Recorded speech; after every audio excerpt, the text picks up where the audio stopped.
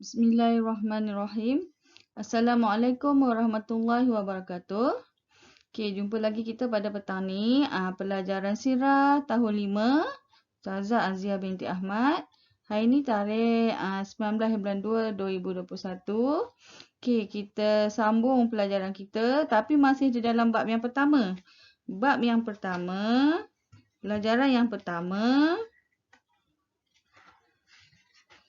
perkembangan agama Islam. Okey, perkembangan agama Islam. Awak boleh buka buku teks awak, buku sirah. Muka surat. Hari ini kita akan sambung buku teks muka surat 6.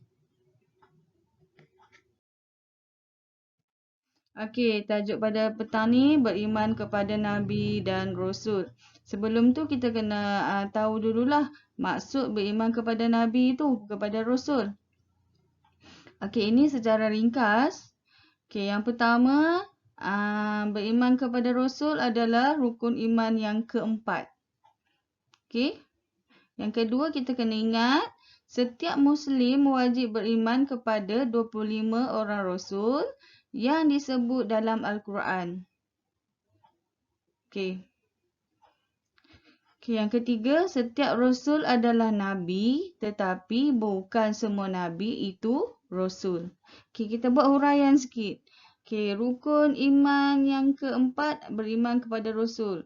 Rukun iman ada berapa? Rukun iman ada 6. Okey, yang keempat ni beriman kepada Rasul. Okey, yang kedua. Okey, Nabi. Kita kena, yang wajib kita kena ingat adalah 25 Rasul. Okey, cuba tengok di piramid yang ke atas tu, di sebelah kanan ada nota kecil, nombor 5. Nombor 5 tu adalah Rasul Ulul Azmi. Ni nombor 5, Rasul Ulul Azmi. Ada 5 orang Rasul yang bergelar Ulul Azmi. Ingat lagi tak? Darjah 5 kita dah belajar. Okey, yang Ustazah ada bagi singkatan dia minim. Nabi Muhammad, Nabi Ibrahim, Nabi Nuh, Nabi Isa dan Nabi Musa. Okey, ini 25. 25 Rasul yang wajib diketahui. Kita pun dah nasyid dah tahun lepas. Darjah 5 tu. 25 Rasul. Ingat lagi tak? Lagu Raihan tu. Adam, Idris, Nuh, Hud, Saleh. Sambung. Okey, dalam ni ada 313 Rasul. Okey, ada 313 Rasul. Dan Nabi banyak daripada Rasul. Nabi ni lebih kurang 124,000. Ini ada pendapat lah yang masyhur. Okey, Nabi 124,000. Rasul 313. Yang wajib diketahui Rasul adalah sebanyak 25 sahaja. Ini yang disebut dalam Al-Quran. Dan 5 orang Rasul yang bergelar Ulul Azmi. Okey, boleh? Ini maksud dia.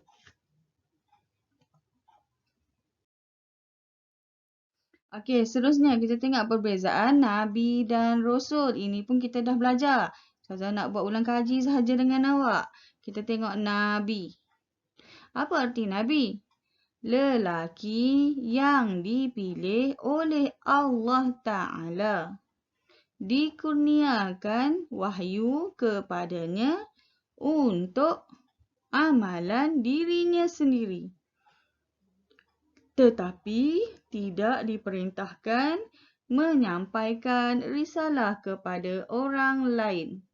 Okey, ini erti Nabi. Nabi ni seorang lelaki. Seorang lelaki Islam yang dipilih oleh Allah. Allah bagi wahyu juga. Okey, Allah bagi wahyu juga kepadanya untuk dirinya sendiri. Nabi ni tak perlu sampaikan risalah kepada orang lain. Untuk dirinya sendiri Nabi. Okey, tengok Rasul. Apa maksud Rasul? Rasul ni seorang lelaki. Bukan perempuan ni. Kalau dia mengaku perempuan tu dia mengaku dia Rasul, salah.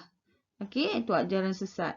Nah, seorang lelaki Islam yang diutus oleh Allah Ta'ala dan diberikan wahyu untuk dirinya sendiri dan wajib disampaikan kepada manusia semua. Okey, kepada seluruh umat dia. Ini lelaki, ini erti Rasul. Lelaki yang dipilih oleh Allah, dia dapat wahyu untuk dirinya dan wajib menyampaikan kepada seluruh umatnya, kepada manusia. Okey, siapa yang bagi wahyu ni? Allah bagi terus wahyu pada Rasul dengan Nabi ke? Tak, malaikat Jibril. Malaikat Jibril tugas dia menyampaikan wahyu. Okey, boleh faham?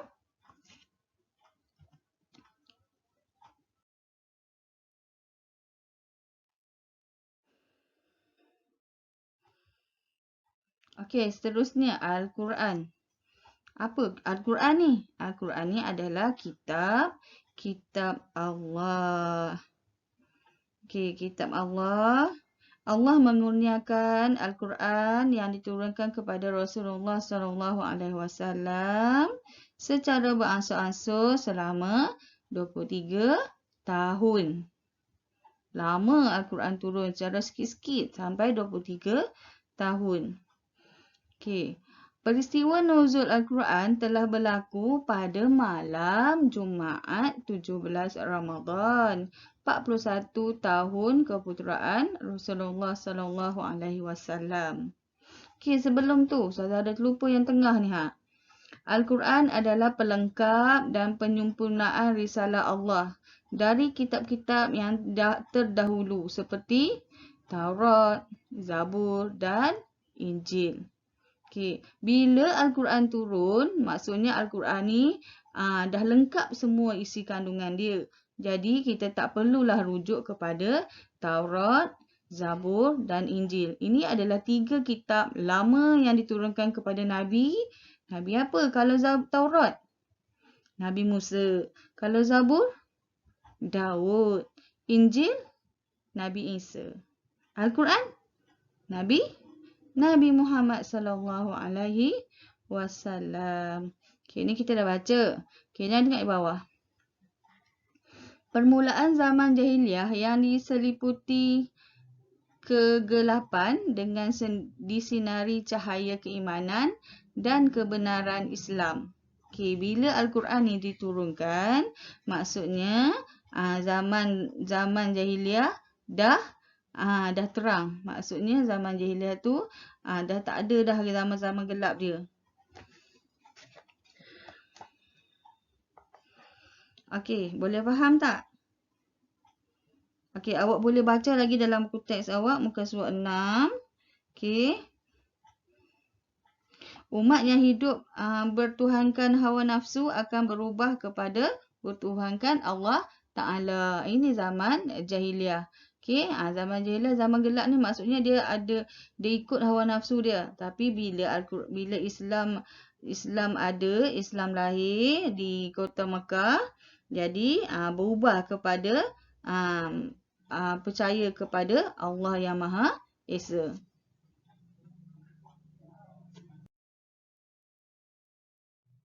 Okey, kita tengok seterusnya beriman kepada kitab.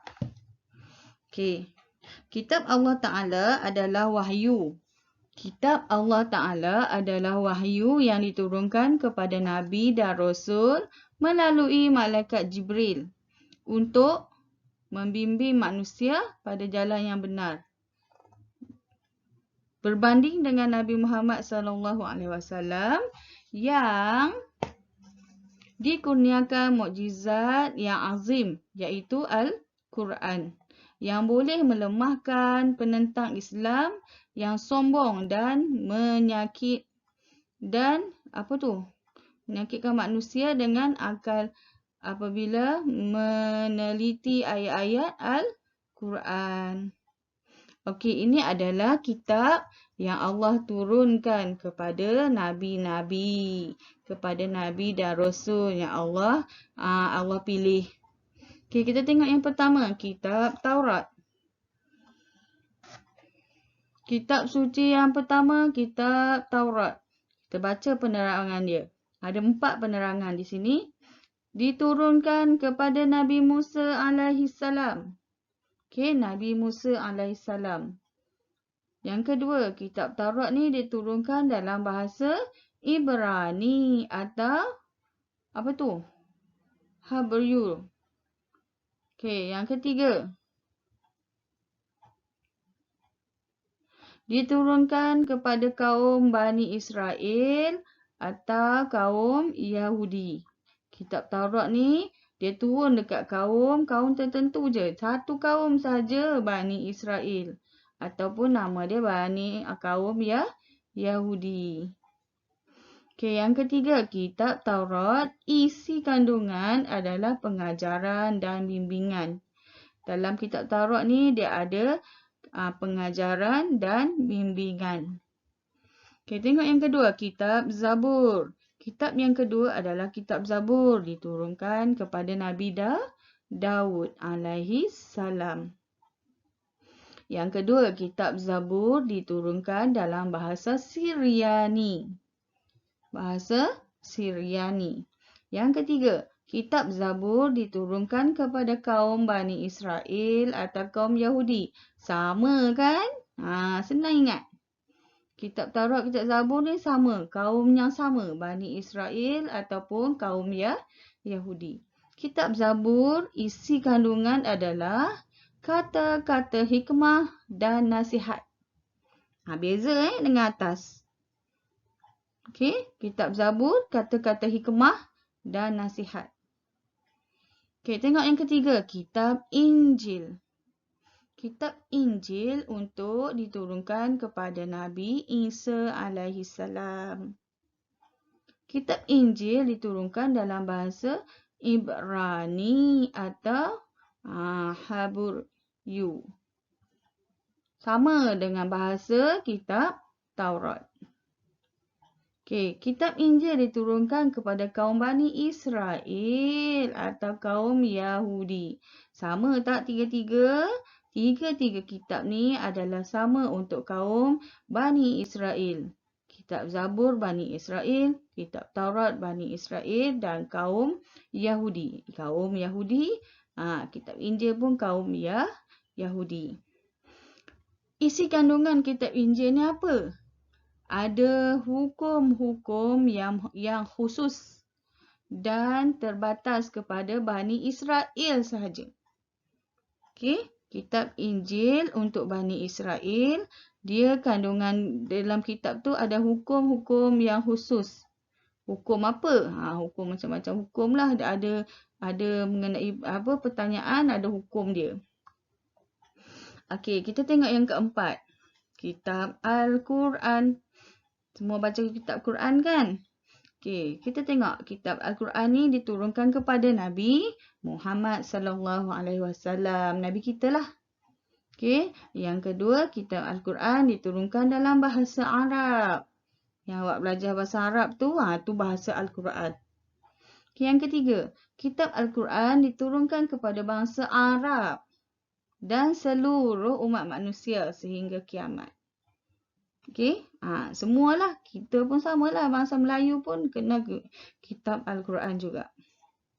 Okey, kitab Al-Quran ni isi kandungan dia apa? Mengenai syariat untuk semua manusia. Syariat untuk semua manusia, merangkumi semua. Okey, ni kitab Al-Quran. Jadi, bila kitab Al-Quran diturunkan, maka ketiga-tiga kitab ini, kitab Taurat, kitab Zabur dan kitab Injil, dia apa? Yang tadi awal-awal tadi kita cakap tu. Terhapuslah. Okey, sebab Al-Quran ni adalah pelengkap dan penyempurnaan risalah Allah.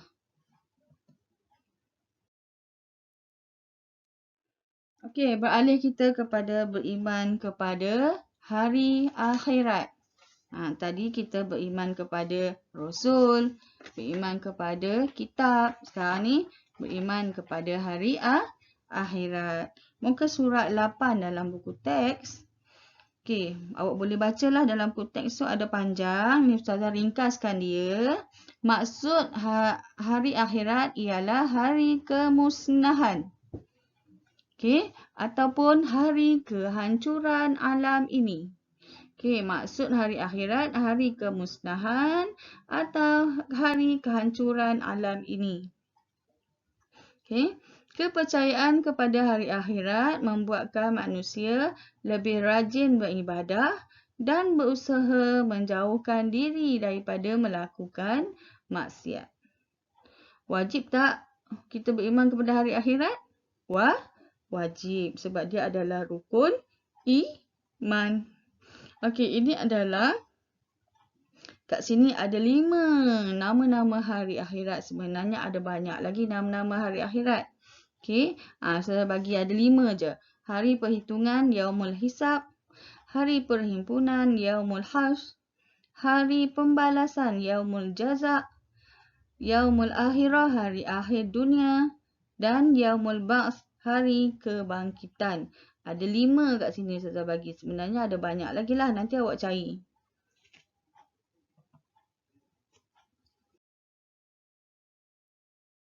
Okey, seterusnya rukun iman. Seterusnya beriman kepada qada dan qadar. Rukun iman yang keberapa? Keenam. Okey, beriman kepada qada dan qadar. Sama juga dalam buku teks awak muka surat 8. Apa maksud dia?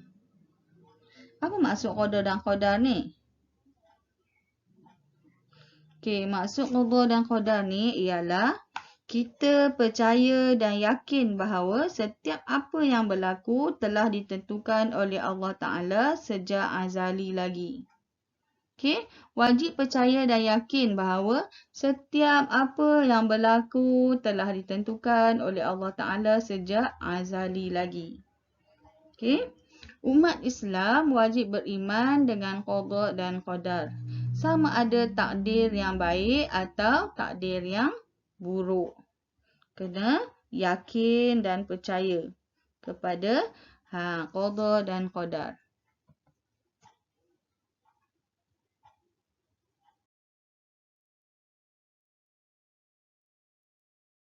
Okey, akhir kalam Ustazah nak kita awak buat tulis dan nota ni dalam buku tulis. Kalau tak ada ambil buku tulis lagi, tak ada beli buku tulis lagi, sila tulis dalam kertas.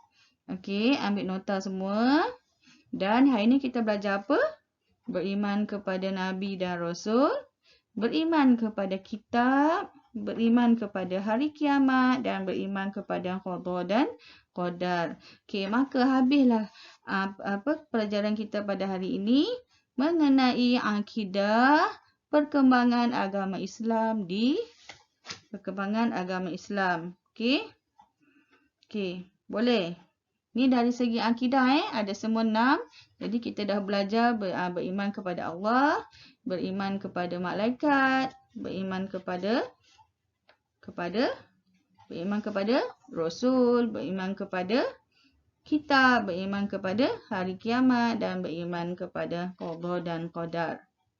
Okey, jumpa lagi kita pada minggu hadapan. Assalamualaikum.